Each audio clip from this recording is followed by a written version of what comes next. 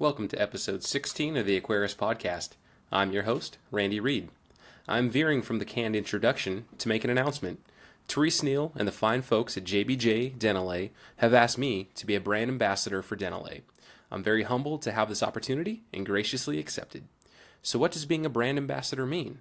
Well, it means that they recognize this podcast as a positive influencer in our hobby. In the future, there should hopefully come opportunities for Dental A and this podcast to collaborate on social media to spread this show and their offerings to consumers. The more this show is spread around and the listener base grows, the longer I will put forth the effort to keep bringing you interviews with people from all over our hobby.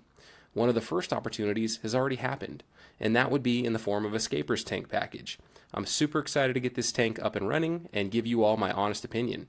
As a hint, I've already made acquisitions for this tank from an upcoming guest of this show. Now, what does becoming a brand ambassador for Dental A not mean?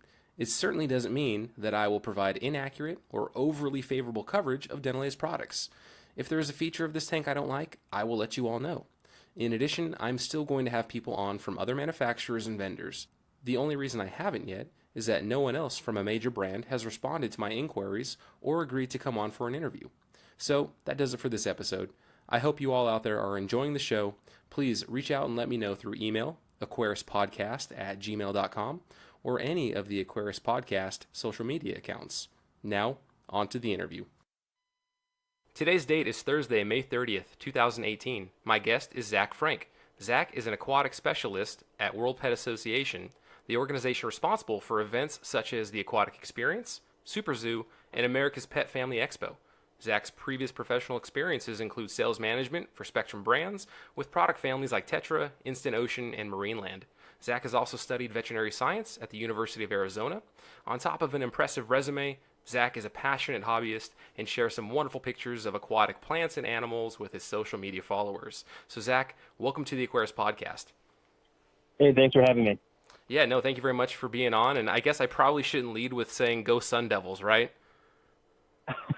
Well, I was U of A, so Sun Devils were kind of our enemy over there. So that's not the right mascot. You guys are what, the Wildcats?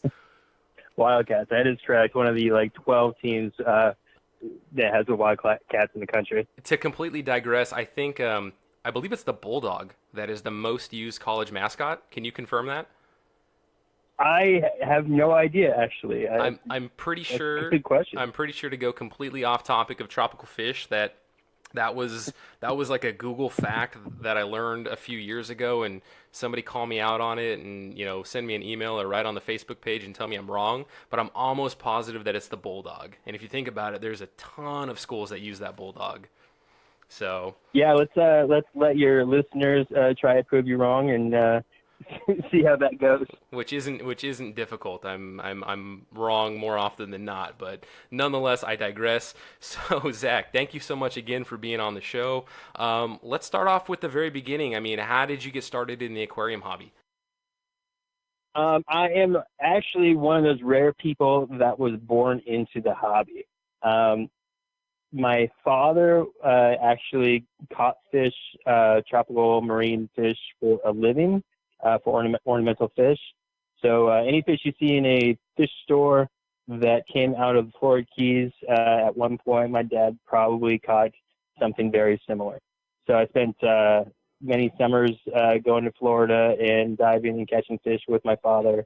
My parents were big into goldfish and koi clubs as I was growing up. So I've been basically in the pet industry for my entire life. And then in college, I actually eventually got a job working in a tropical fish store and kind of progressed from there. I owned a store. I worked for a manufacturer. Now I work for a company that promotes the pet industry and has trade shows involving all sorts of animals, but particularly fish.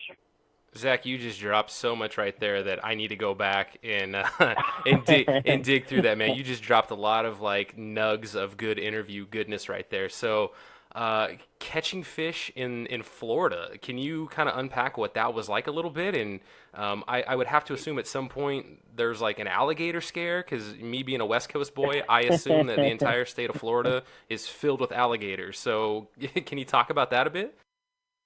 Yeah. So my dad actually he started catching fish in the late '60s for a living, and he did it. He actually started in Florida, also collected in California, Hawaii, Bahamas, kind of all over the country.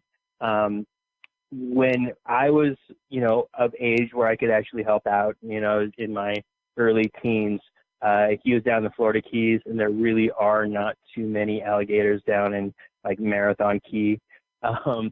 So it wasn't too much of a big issue there. We played with some big green morays and harassed some nurse sharks at one point or two. But there's not the gators down there like there are in Orlando or Gainesville. And as far as, and I mean, I hate to even ask this kind of question, but being able to provide a pretty decent living for your family off of this fish collecting. I mean, we hear about Project Piaba and the work with those fish collectors down in the rain, down in Brazil, but we never really hear much about domestic fish catching for the ornamental trade. So, I mean, this is something that he did for an extended period of time? Yeah, no, he actually got to a point where he can't physically do it anymore. Had some issues based off of diving for too many years and doing too much stupid stuff and when he was in his early 40s. But yeah, he was doing that for about 30 years, off and on at some point. But about 30 years. And there was a time, and I think you still can in this country, make a decent living for yourself and your family. It's becoming more and more difficult as, the Florida Keys, as those lionfish are taking over, and there's some environmental issues with a lot of the corals. Obviously, you can't actually collect most corals in the Florida Keys, and it's primarily fish. Hawaii has so many restrictions on collection over the past year or so. So it's becoming a little bit harder and harder. One of the big things that we used to notice was that we see the price of fish jumping up in fish stores that we go to. So if I see a queen angel and it's $200, $300, the guy who actually catches that fish generally makes roughly $15. And that hasn't actually jumped up in price at all in the past 25 years. So as inflation happens throughout the country, these commercial fishermen are not actually able to make the same cost of living adjustment, which is kind of difficult for them too. That's crazy that the retail establishment would be able to correct and adjust their price for inflation, but they wouldn't pass that same benefit on to their source, or I guess I'm not sure of the complete supply chain, if there's a distributor or a wholesaler or just a buyer in general somewhere in the middle, that somehow that's not trickling down, because if you dry up your source, right, if nobody can make a living getting these fish for you, then that's going to go away. Yeah, it's one of those things where the person generally the person catches a fish, those fish go to a bigger wholesaler, then the wholesaler goes to the retailer, and there might even be one other step in there. So each step you get, there's a 200-300% markup or something. The person who sees the most losses are not the people who catch them. It's usually the wholesale, so they have reasons for markup, and everybody has their extra costs for everything, and a lot of it is actually justified. But it is remarkable to see how the guy who's catching them doesn't really make much different income than they were 20 and 30 years ago. Yeah, no, I mean, I'm all for the profit motive. I mean, we need to have, people need to make a profit at each step of a transaction. But yeah, again, just to circle back and say that's crazy that it still wouldn't have impacted the guy that's actually catching, and he wouldn't benefit from that. And so was there... I'm sorry, go for it. Go ahead. I was just saying that if there's one thing we learned is that whole trickle down thing doesn't always work. No, fair enough, and not all examples. So was there any, so that sounds like it was primarily saltwater. Was there any supplemental catches of freshwater fish? No, partially because anything that you catch freshwater is generally protected where you're at. And also in the Florida Keys, there's not a lot of freshwater. Yeah, most places we were at, when I grew up in the Pacific Northwest, we were a big part of the Koi and Goldfish Club in Portland, which was very large in the mid '80s. And my parents bred a lot of fish, so I was involved to a great deal breeding a lot of really fancy goldfish, but it was nothing actually catching them. So that was my childhood was a large 600-gallon acrylic hexagon aquarium in our dining room full of fancy goldfish, which is kind of a travesty for some people in the industry. Oh, wow. So then I guess, being brought up in this industry, it would seem very natural, at least for an American child, to then, want to do the polar opposite of whatever their parents did. So what do you think kept you, somewhat connected to fish throughout your professional career? It's funny. My brother can't keep anything alive and won't even try. I kind of followed my parents' paths. My mom actually was in the pet industry on the dog and cat side. My dad was on the fish side. So working for a dry good manufacturer kind of brought both of what they did together. I'm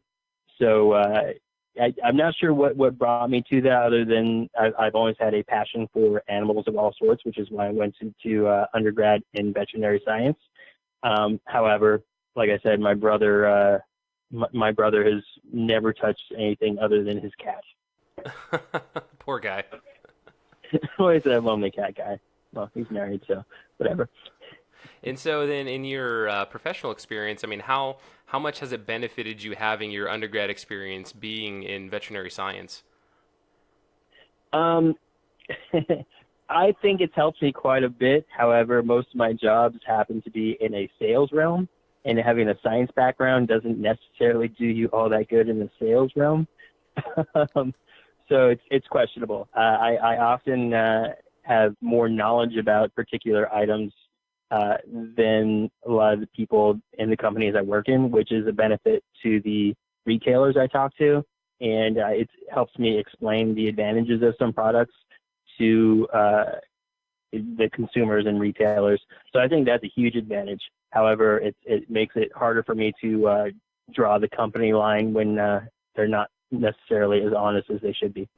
Oh, gotcha. Yeah, I could definitely see that. But yeah, I mean, I think being able to build that credibility and people knowing that you have this educational background that justifies what it is you're trying to say, and that you're not just reading off of a script about the product, I think that goes a long way. I agree completely. Yeah, and so the whole talk about you and the breeding of the koi and the goldfish, man, we're gonna have to have a completely separate episode from this one just to talk about that, because that sounds like a super cool topic that I'd love to connect with you on. So then let's talk about how you got hooked up with the World Pet Association, or WPA, if we want to use the acronym for it to save ourselves some breath. That'll work. Yeah. So I have been actually exhibiting in our big show. Our big show is called Super Zoo. I'm not sure if you've heard of the movie Boss Baby. I should put it like copyright quotes out here somewhere. But there's this movie Boss Baby out there that the voice is done by Alec Baldwin. It's about a little baby and all about this big pet trade show in Las Vegas. That big pet trade show that they're referencing through that whole movie is our show Super Zoo. Basically. So Super Zoo is the highest attended pet trade show in the country. Before it was in Las Vegas, it was in Anaheim and Long Beach. It's a show that I attended as a child when my mother was working it. So I'd attended Super Zoo many years. I'd worked at the American Family Pet Expo for many years with prior jobs, and created a relationship with the people at World Pet Association, and I helped out with a lot of their aquarium displays that they were doing. And with those relationships that I built through basically a decade of doing shows with the WPA people, they got to a point where they knew me, and they offered me this position, which is basically selling booth space and also working with the aquatic set portion of their show. for their shows, as Super Zoo, American Habitat Expo, and Aquatic Experience are all have sections that are geared towards aquatics. Very cool. And so how long have you now been with WPA? It's been just about 2 years now, so it's not too awful long. Yeah, and so I mean, would you say, because the way you describe what you do for them, I mean that kind of feels like living the dream, because you were just over in Germany, right, for work as well? Yeah, I got the opportunity to go over to Interzoo, which is one of the largest trade shows in the world, in Nuremberg, Germany. So that was actually a dream of mine for many years. So I was very pleased to be able to get that opportunity. There's a lot of my job that is dreamlike, and it does really hit my passion of promoting the pet industry.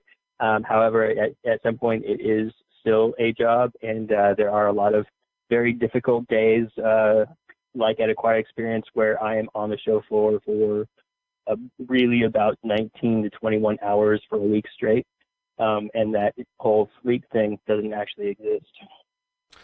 Yeah, fair enough. So I guess so. I want to have you on to talk about. Well, I guess I'm looking at the superzoo.org website. That we'll have a link to that. We'll have a link to Aquatic Experience, so people can check that out in the show notes. So that is going to be June 26th and June 28th, Mandalay Bay, Las Vegas. So that is a little under a month away, right? Yeah, it's really almost a little over 3 weeks away, and we're all, very stressed getting ready for this very large show. To put it in perspective, if you walk from one side of the show floor to the other side, it's almost a mile long. That is incredible. Wow, I've been to Vegas. I've been through these. We walk through a lot of the casinos, and they're definitely massive. But to hear that from one end to the other is almost a mile long is incredible. Yeah. When we do our Fitbit steps or something during those days, we're usually in the 30,000, 35,000 steps, which is 15, 20 miles. So it's a lot of walking around in a very, very large show. You probably have to stop for an hour just to recharge your Fitbit, right? At some point it runs out of battery. You just kind of throw it on the ground and keep going. So my questions for Super Zoo, I mean, I don't know how much you can get into this, but right now, so again, we're less than a month away. This episode will hopefully drop in the next couple weeks, so people will have a chance to get out there, or actually hopefully next week. People will have a couple weeks to make plans if they want to attend Super Zoo. But what are you doing right now up until the run up to this actual event? What is still left to do? Yeah, so let me throw a disclaimer out here real fast. Super Zoo is for pet trade people only. So we're talking retailers, people in the pet business. So you, with your podcast, we could find a way to get you in, but the average consumer will not actually be allowed into the show. I apologize, it is a buying show for distributors and manufacturers to sell directly to retailers. So let me throw that out there. But yeah, we do have a lot of really last minute stuff going on. So I've got some aquarium displays I'm doing some last minute work on to make sure that we have all the materials for the aquarium displays. I have Oliver not coming from Germany to do some aquarium demos, aquascaping demos. I've got some terrarium demos being set up from ZooMed and Biopod. And then I'm also involved with the entire other show. So we have a bunch of booths that are, a wait list of people who are trying to get into the show. We've got a new pet tech center. It's a showcase that's highlighting technological pet products. So we're trying to get, people signed up and registered for that. Our new product showcases. We've got a concert with Kenny Loggins. It's just this really big, fun show, and last minute plans are always hectic right before a show. Yeah, I apologize for having to make you make that disclaimer. I guess I got Super Zoo confused with America's Family Pet Expo. So I see that Yeah, and Aquatic Experience are the consumer-oriented ones, and then yeah, this is in the trade category. And I'm looking at the WorldPetAssociation.org. So that was my goof on that. yeah, Sorry about yeah. that, Zach. No, it's good because I already talked about Super Zoo a lot, so it's good to talk about a little bit. America's Family Pet Expo was the last week of April, so we're just about a month off of that one. That's a really amazing show because we get close to 50,000 people in one weekend that come to the show. So I'm kind of in charge of the aquatic building there, and we have an aquascaping competition, and we've got uh, touch tanks with sharks in them. We had a big 500-gallon shark tank. We had a couple of local retailers. It's a really good show to see your general public that are not fish hobbyists that get really excited about being around the fish products. Yeah, awesome. So like, what other kind of exhibits did you say they're there for people for the aquatics? So there's like shark tanks. So, so the American Family Pet Expo in general is all about all sorts of animals. So we adopt out, between 500 and 1,000 dogs and cats during the show. And that's a really big part of the show. We have a lot of dog clubs and breed clubs there. We've got a cat building and a dog building and a reptile building. There's a Repticon that's run in the same place. There's birds. There's animals of all sorts. It's at the Orange County Fairgrounds in Costa Mesa, Orange County, California. So there's like fair food everywhere if you want your funnel cake or your turkey legs and all that. We had the sea lions out for the sea lion splash show. So there's all that kind of stuff outside of the aquatic building. Inside the aquatic building, we've got one of the local colleges, Orange Coast College, that does. They've got a marine biology program, so they actually bring in sharks and rays for our touch tank exhibit. So people will get all around the shark and ray touch tank, and they can, like you're going to actual aquarium and touch the horned sharks or the, whatever rays we have in there. At one point, one of our local retailers in LA brought out a 500-gallon shark tank. So he had 15 different types of sharks in there. Like your 18-inch to 2-foot sharks swimming around that thing. So that was really cool. We had someone with some jellyfish. We have one of our big things we do in our shows, both Aquatic Experience and America's Family Pet Expo, is our kids aquarium contest. So that involves kids that bring a bunch of items to decorate a 10-gallon aquarium, and then they're kind of judged for different categories, natural or creative or artistic or whatever. And then they get to keep the tanks at the end of the show. Oh, that's so cool. So we do roughly 50 tanks per show for the kids, and the whole idea is to, build the aquatic industry from the bottom up. Whereas if we go to all these big frag swaps and big aquatic shows, they're all trying to go from the top down. We want to get the families and younger crowds more involved with aquatics, so they can be involved their entire lives, rather than someone my age, which really doesn't help the industry all that much. Yeah, I can really appreciate that, Zach. And if you've listened to a couple of the episodes, depending on which ones, I mean that's a topic that I'm very passionate about. Is continuing to see this hobby grow, because the more people that get involved, the more manufacturers, and the more the retailers see that there's a lot of potential for new customers, and so we'll get more innovative products, we'll get more stores opening, we'll get better selection, and all the great things that come with competition. So that's really, really cool to hear that. That's some of the aim of the World Pet Association is to build that interest from the ground up. And I guess so. A question that I have around the Pet Expo is it consistently year over year in Southern California? It is, yes. We've been, I want to say 26 years. I could be off a year or two there. In Southern California, we tried one in Northern California a while back, and we actually had one in Puyallup in just south of Seattle several years ago. Yep. And they never really stuck at those other locations, but the one that's built in Southern California has done very well, and we're going to obviously continue to keep it there. There are chances that who knows what's going to happen in the future. where we could add another one or something. But at this point, that is all hearsay and no idea what's going to happen.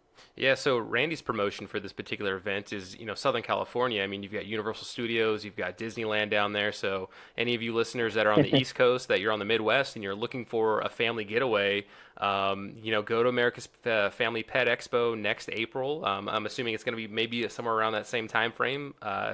Stay tuned to their website for official date announcements, and make a whole week or a weekend of it. Hit the Pet Expo, hit Universal Studios, go to Hogwarts or Diagon Alley and get yourself some butterbeer. Hit Disneyland, make it a whole to do. So really make it a fun weekend, and still get your fish fix in. Yeah, definitely. We're closer to Disneyland and Knott's Berry Farm is Orange County. We're also just a couple miles from the beach, so if you're from the Midwest, definitely come out to the beach. April is generally still beautiful here. Or, say someone wants to go to Coachella and stay an extra week. It's the same time every year. Yeah, there you go. I was gonna say because once we start getting into the summer months in LA, it gets pretty hot down there. Yeah, it depends where you're at. If you stay closer to the beach, it's usually pretty comfortable.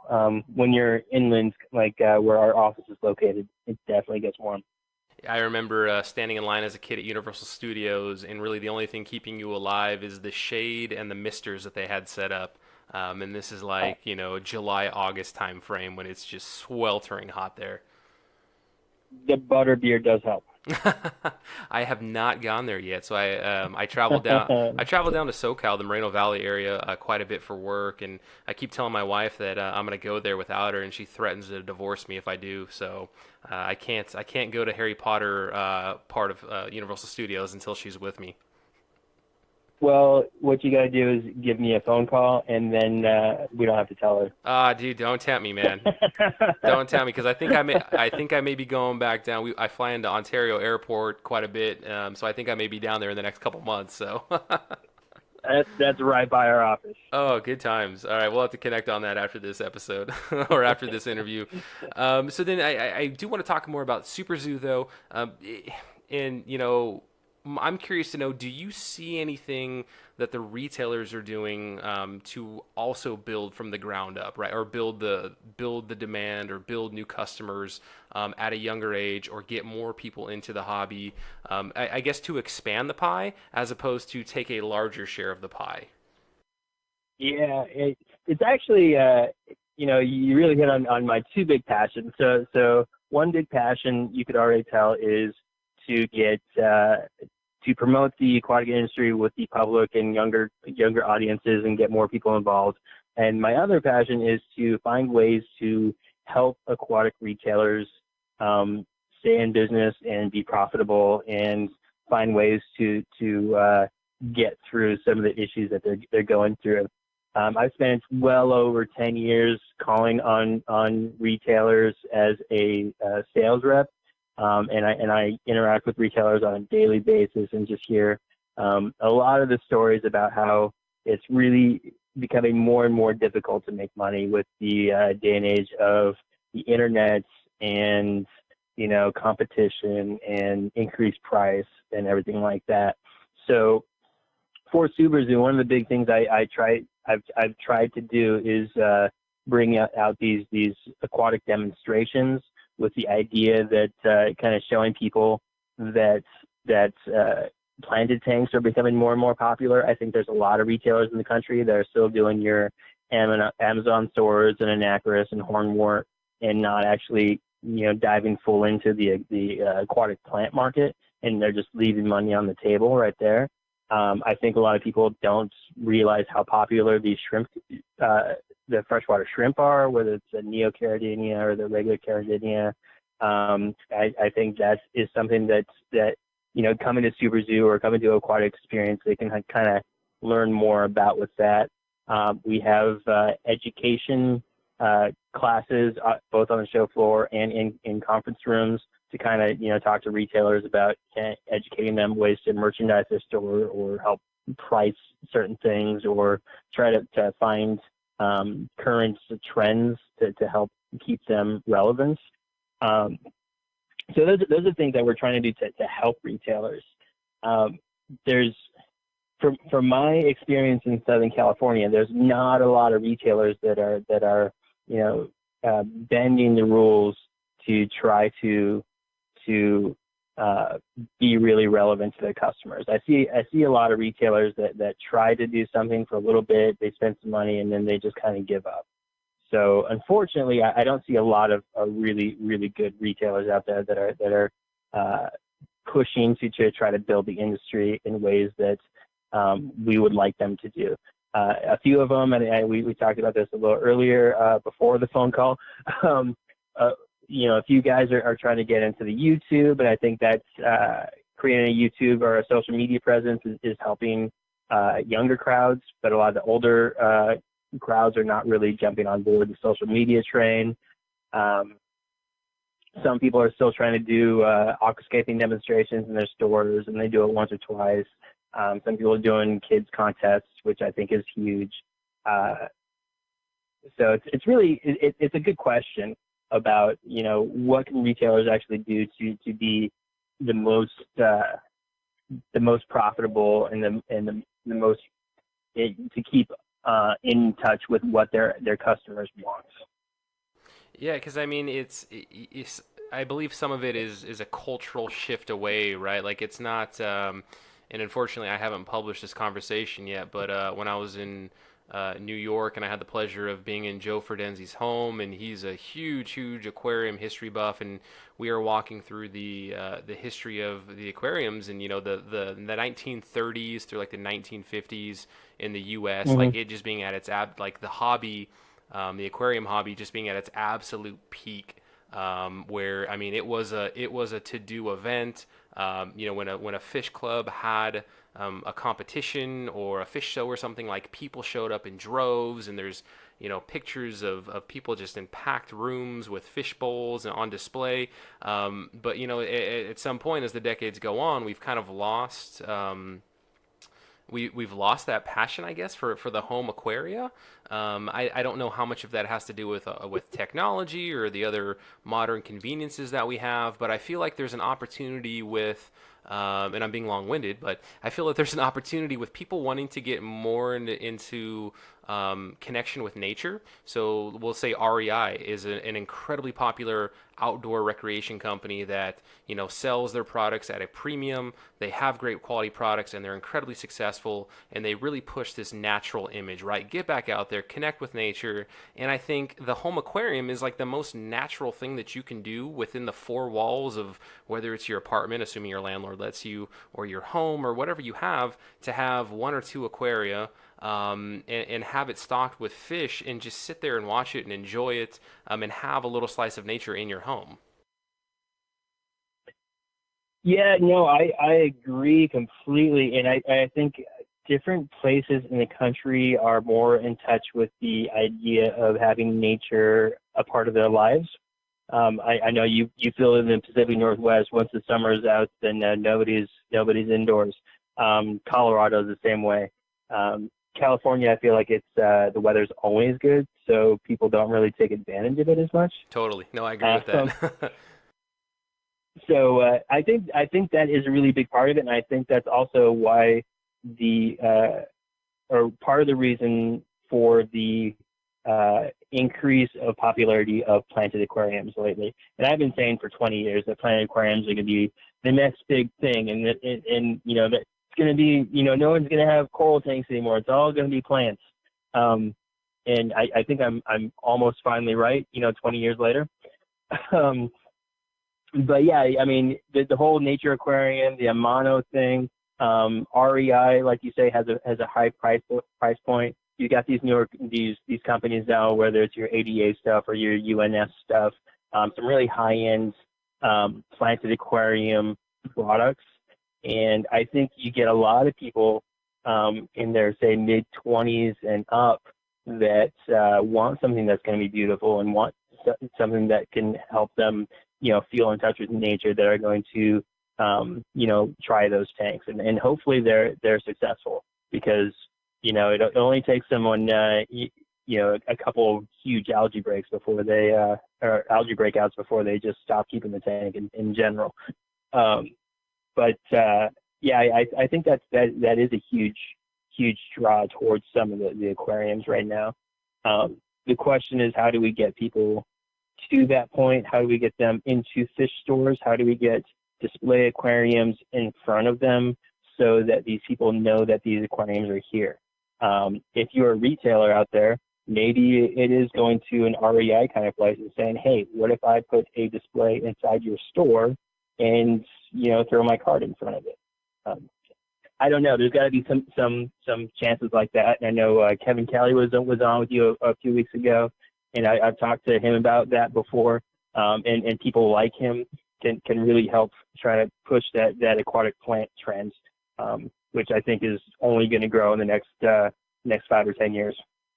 Yeah, I mean, just thinking of what I have locally, we've got, I think, 3 REI stores locally, and they've got their share of nature kind of images and nature setups within their building, and I'm already picturing some type of like an awesome ADA style aquarium setup with a hardscape and an aquascape to mimic like Half Dome, right?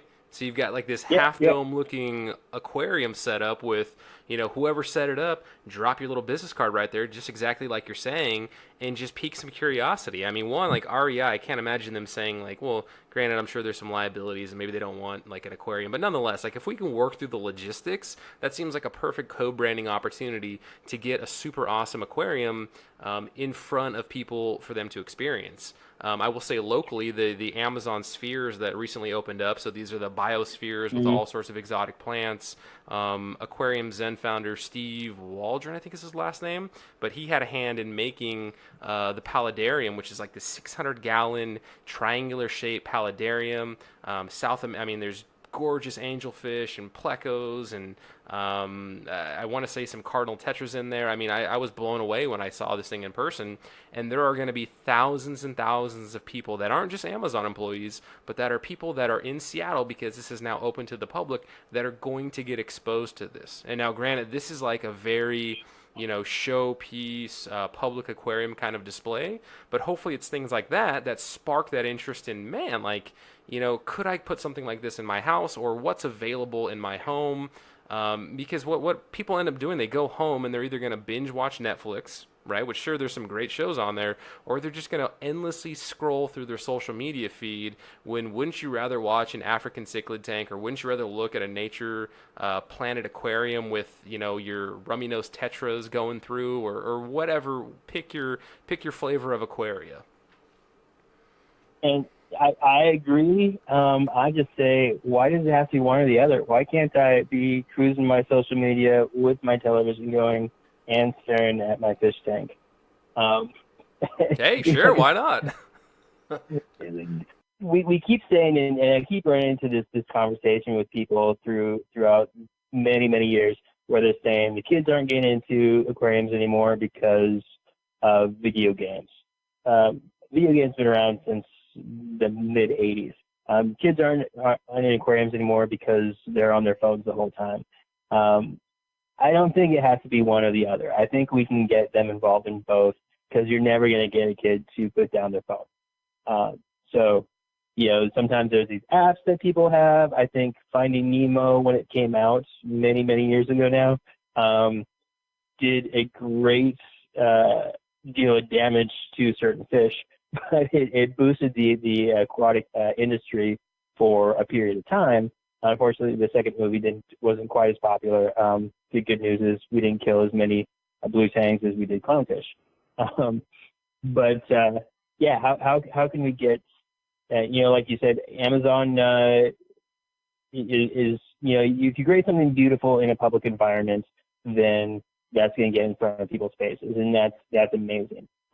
If you think back in the day, we had so many hospitals or dentist office with aquariums that are virtually gone. You go to Las Vegas, there's a fraction of the aquariums that used to be in the casinos.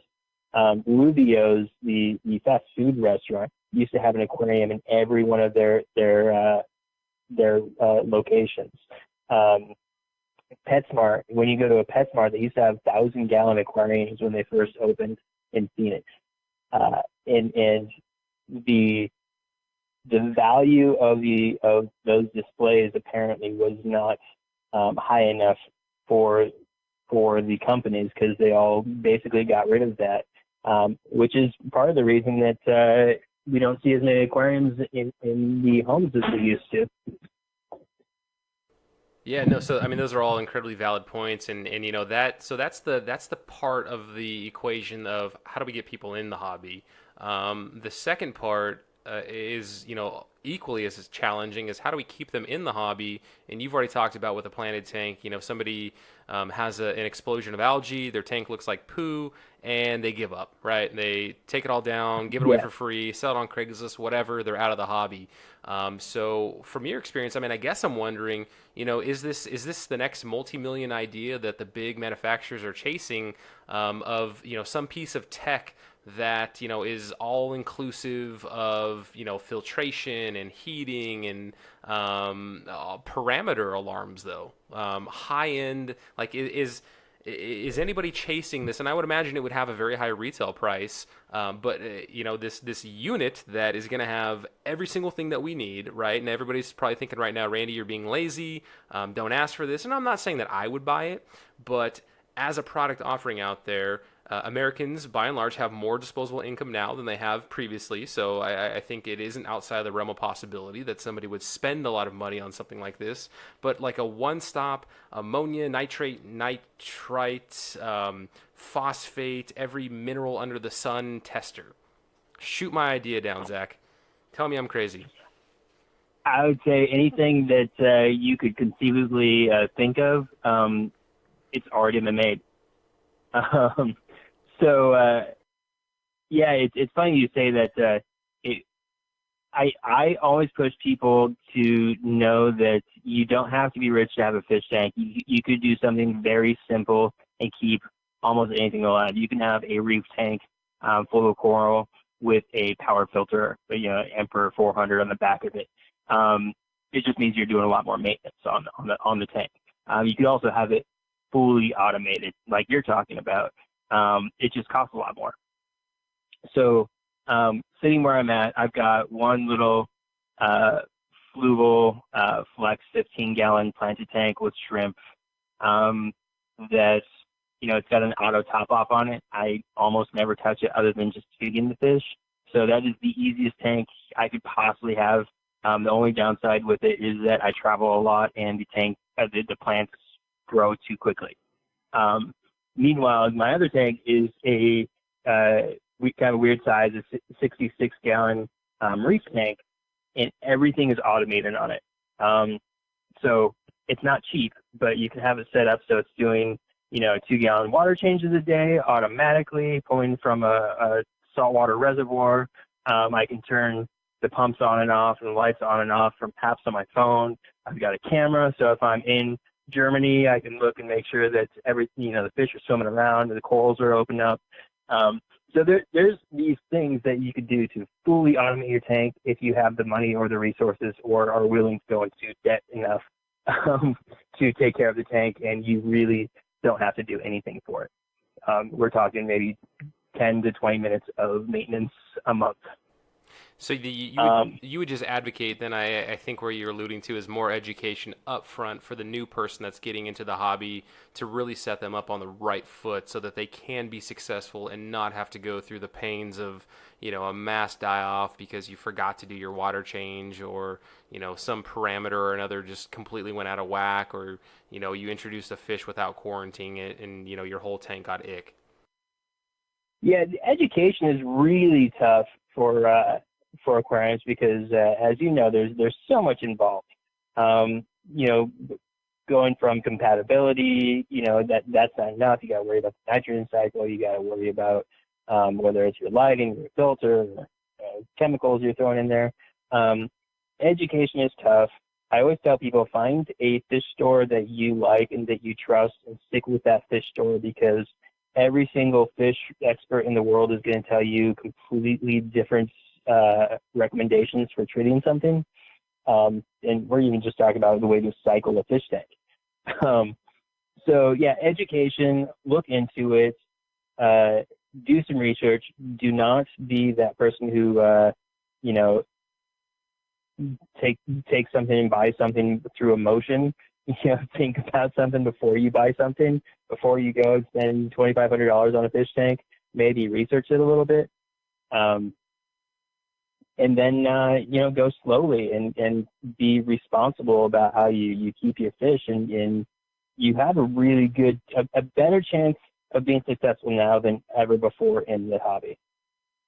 Yeah, and I guess for this audience, I mean, you know, these aren't a newbie who doesn't have an aquarium is not listening to this show. Many people are not listening to this show, but the people that are listening to this show are like Yeah, are probably hardcore aquarists, right? Like you've got more than one tank, I would think, if you're listening to my podcast and you and I are rambling. So yeah, I guess sure. what I'm getting at is the onus.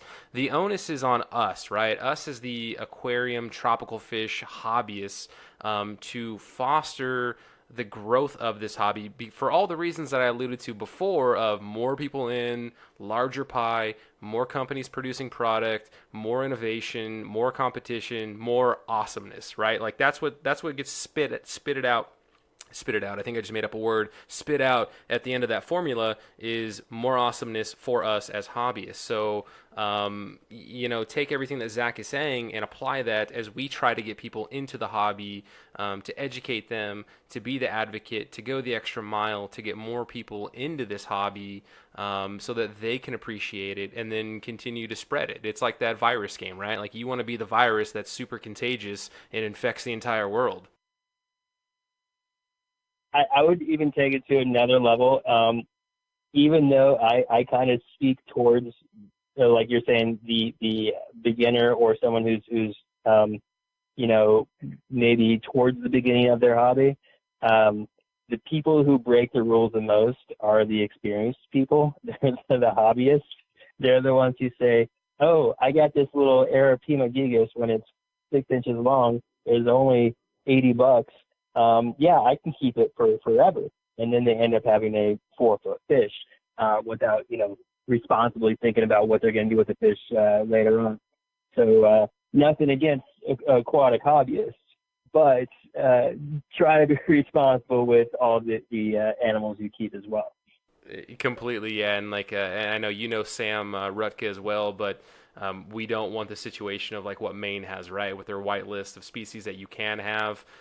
Those kinds Oh of yeah. things come about because of irresponsible hobbyists, that you know release wild fish out into the natural waterways, and they end up being invasive species and all of that. So yes, be responsible. Yeah, it's the whole Maine thing, and New Jersey's got some weird laws too. And every time I hear about weird laws with fishing states, it makes me cringe a little bit. That's actually one of the things we talked about at Aquatic Experience. We have a kind of a roundtable meeting with people about, you know, how we can stop states from outlawing so many different types of fish, because there are people in the world that would like us not to have any basically animals as pets. So it's a constant fight that the industry is going through to keep the rights to keep animals of all sorts. Yeah, definitely. And thank you very much for the great segue into the aquatic experience. So, if you wouldn't mind, Zach, give me a rundown of what exactly is aquatic experience. I've had some people on the show before, and we've kind of mentioned, you know, some of the stuff that goes on there. But as somebody that is a part of the organization that puts it on, what is aquatic experience? So the Aquatic Experience is the general idea is to have an aquatic show that targets every sector of the aquatic hobby, while trying to find ways to get more people interested in the hobby.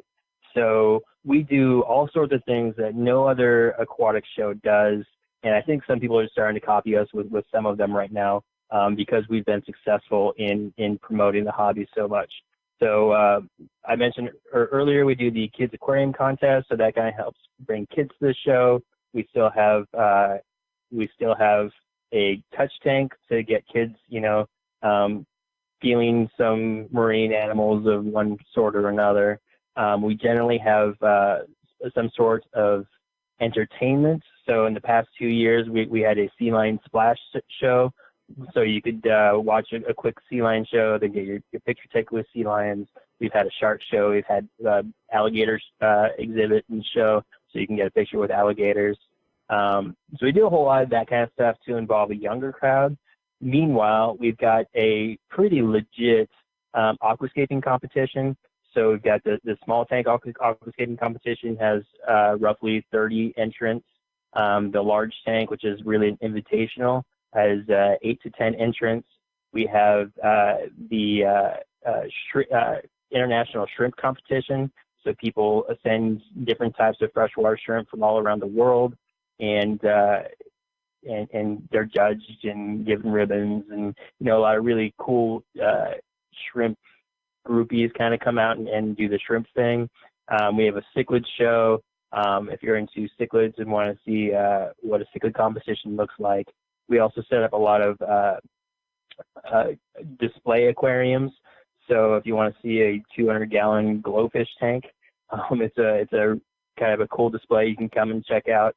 So we set those up to show people what's possible if they don't know what is possible already. And then we provide a chance to interact with all sorts of manufacturers and local retailers. So there'll be retailers selling corals, there'll be retailers selling fish, there will be livestock wholesalers. If you're a retailer and you want to, hook up with some new livestock wholesalers, there's a number of those there. It's really a chance to see every sector of the aquatic industry all just in one room in the U.S., because there's a couple other shows like this around the world, just nothing else in the U.S. in this manner. Yeah, and I've heard nothing but great things about this, about the Aquatic Experience, and I'm going to try my best to make it out to the 2018 Aquatic Experience. And on that note, so in the past couple years, it has been in Chicago, and this year the venue has changed, and it's going to be in New Jersey. Yeah. So we had a 5-year arrangement in the Chicago area, just north of the city, and we loved all the people there, and we grew the show while we were there, and we're all going to miss all of our great attendees and exhibitors in Chicago. It sounds like there are going to be a couple of shows that are going to try to replace us out there, so I'm glad that they'll have something that's kind of moving in there. But we are moving to the Meadowlands Exposition Center in Secaucus, New Jersey, which is kind of by Newark Airport, and then also fairly close to Manhattan. So one of the biggest reasons for our move was to spread the aquatic, enthusiasm to a different part of the country. And also we wanted to hit an area that had a higher potential population density to help possibly grow us to the next level. So while we are very sad to lose Chicago, we are also very excited to move to this new location.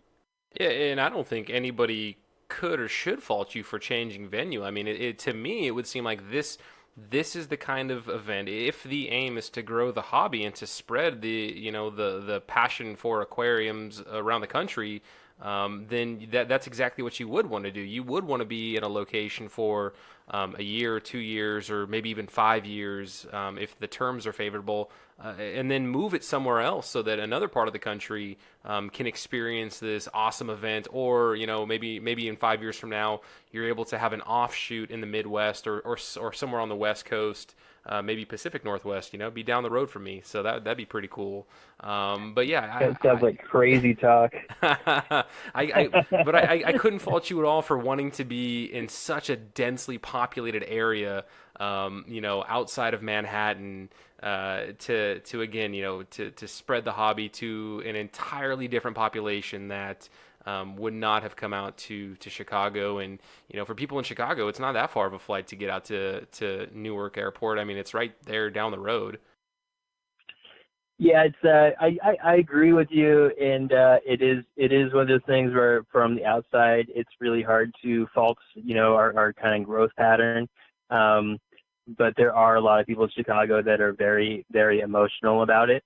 So I also don't fault them for being a little bit grumpy that we're not able to be with them again. So I'll take this that. year. I'll So take that as this is an awesome event, and it's so awesome that they're upset that it's not going to be there, right? Like if this event wasn't that's exactly true. if Yeah. the event wasn't worth attending, then nobody would be upset. They'd be like, oh, that thing's gone. Okay, no big deal. I guess I'll do something else on the weekend instead of going to that terrible event. But obviously, it was super cool. So if you have the opportunity to go out there, you should. And so when are the dates for this year? The dates this year are October 19th to 21st. So that's about a week and a half to 2 weeks earlier than it has been in the past, which will be great because now I won't have to be in my Halloween costume on an airplane during Halloween. So we get to spend Halloween at home now. There you go. Yeah, trick-or-treating on the airplane, I can't imagine is nearly as exciting. So yeah, well, it gets awkward when you're going through security. So that gives people, if this episode drops mid-June, that gives people more than enough time to make travel arrangements, book a great flight, get a cheap deal on Southwest, American, Delta, whoever your local carrier is. I'm sure you can find a fairly inexpensive flight out to EWR. I mean, I fly into that airport fairly often for work, and like I said, it's just a quick drive up to Secaucus from that particular airport. So check out we'll have the link to the Aquatic Experience in the show notes.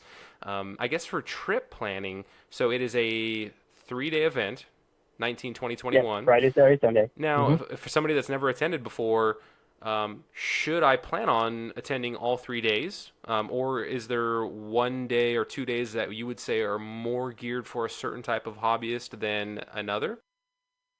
I think you would be silly if you were not there the whole time. We actually say the Friday of the show is both for children and for retailers specifically, but everybody's allowed in. So the Friday we actually try to get schools to come out to come and walk the show and visit with the exhibitors. And I think that really helps, one, get people interested at a younger age, and also helps educate the kids to some extent. And then when they come back with their parents, the kids still get in for free for the rest of the weekend, as long as they come with a paying adult. So that's a cool little thing that we do for the kids. We also, on the Friday of the show, most of our education in the conference is geared towards the retailers.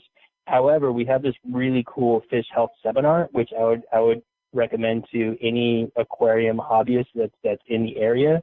So it's an 8-hour seminar, 8-hour course taught by aquatic veterinarians, all about, it starts off getting to the scientific side of the nitrogen cycle. Then it talks about fish nutrition, why fish come down with diseases, how do you treat fish diseases. So it's a really, an 8-hour course all about fish health and fish disease taught by scientists. So anyone who's really interested in that kind of geeky scientific side of the hobby, I would really recommend checking out that course during the Friday. So that's 8 hours. So then Saturday, come and watch the people do their aquascaping. They aquascape during the show. So you kind of see the last minute stuff on Saturday, and that's really impressive to see what those aquascapers are doing during the show. And then by the time you hit Sunday, you're really just interacting with people that you've networked with for the rest of the weekend, new friends you've made. Maybe you're over at the shrimp booth talking to Disco Bee, or you're walk around talking to some of your favorite YouTube personalities. Or just talking to manufacturers about some of the new products they got coming out in the future. So I really think that if you are a true hobbyist, you can find something to do the entire show. If you're only there for 1 day, then Saturday is probably the day to be there. No, that's some great tips, and I've also caught wind of there's going to be some after parties in the general area, whether it's in a hotel room or in Manhattan. So I don't know, man. It's gonna be good times all around. I am guessing there's going to be one in particular in Manhattan. I know of one in Brooklyn, possibly. And then we actually have for anyone who buys a full weekend pass, we actually have a networking event. I'm not sure if it's Friday or Saturday this year, honestly. But that has all the speakers come to the network event, so you can interact with some of the speakers. You also just grab a couple appetizers and talk to some of the other either exhibitors or people that have those full weekend passes. So that's a really cool thing to do that not everybody gets the option. Yeah, I mean, very cool. I mean, the only thing that would be keeping me from making 100% commit is I need to, due to family arrangements, I need to work out some childcare over the weekend and finagle some things. But I mean, I've got airline miles, I've got hotel miles, and I'm just, I'm almost there on committing and pulling the trigger. If you're somebody that you've got free weekends or that's an open 3 days on your calendar, like go. Like Zach has done an amazing job of selling what this event is going to be about. And, I think you would be incredibly disappointed and remiss if you didn't pull the trigger and go out to the Aquatic Experience. In worst case scenario, like you're next to Manhattan. So even if you're like, hey, I saw it all in 2 days, we'll go spend your third day in Manhattan. Like get some falafel or check out the sites. Shawarma. Oh, shawarma's delicious, man. Absolutely. Get some shawarma. So for everyone that's listening, it sounds like Randy is volunteering to set up a child service in his hotel room. So everyone just drop off their kids in their hotel room when the kids start getting rowdy, and then go to the show for the rest of the weekend. Yeah, there will be no guarantees of your child returning in the same condition, and you may be better off just leaving them in a coat check. I'm doing a good job of keeping one child alive. I don't know if I can handle more than the one right now. So, but work out something. If you've got child care things that you need to get taken care of, hey, bring your kid along. You're probably trying to get your kid involved in the hobby one way or another, and this may be the thing that pushes them over the edge. Yeah, it was really great. We had one of the exhibitors that brought his kids there a couple years ago to help us set up, and his son had no interest in anything to do with the fish industry whatsoever. It was the whole, my dad does it, I don't care. After working with us for a week, this kid went home and started breeding betas. Nice. So yeah, it's 2 years later.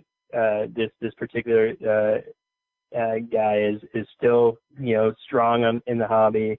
So it is definitely one of those shows where you can have no interest, show up, see what it's all about, and then walk away and just be addicted. That's awesome. And then also, so in the lead up to this, there's obviously your website that, like I've said probably 4 times now, I'm going to link in the show notes, so check that out. But there's also an Instagram account, right? Well, that's my personal Instagram account. I generally, it's perfectly fine to share my Instagram. However, it is of no relation necessarily to Aquatic Experience or WPA. That's my disclaimer. Oh, so we'll go back and maybe we can potentially edit this out, but I thought that was I thought there's an Aquatic Experience. Oh, there is actually. Yeah. Go ahead and put that one. Sorry, I don't even think of. Maybe we won't edit that out. We'll just leave that in. It's getting late in this conversation. Leave that in, as Zach is a dummy. So there is, because I'm following it, and I just wanted to make sure. Yeah, so a lot of those are actually my pictures. So there is an Aquatic Experience Facebook account. There's an Aquatic Experience Instagram account, and I want to say there's also a Twitter account. All right, so we'll link those also in the show notes. I'm for sure following the Aquatic Experience Instagram. The pictures that are being put up on there are awesome. You take fantastic pictures, and I think it's you're not bombarding the audience or your followers, but you're just putting out there enough to stay relevant and to keep that excitement going. So I would assume that as we get closer and closer to the event, hopefully we'll see some more pictures and continue to ramp up that excitement. But yeah, I mean, if again, I know we're bashing social media a little bit sooner, but we all have it. So follow the Aquatic Experience. I would definitely say check them out, see the pictures that they're posting up, and continue to build that excitement and to push you over the edge if you're teetering on going to the Aquatic Experience. And what you don't know is I get a massive commission for every person that goes because of this show. And that's completely false. But but it's commission in the form of smiles and handshakes. Totally. You get that all day long. Absolutely. That's all I care about.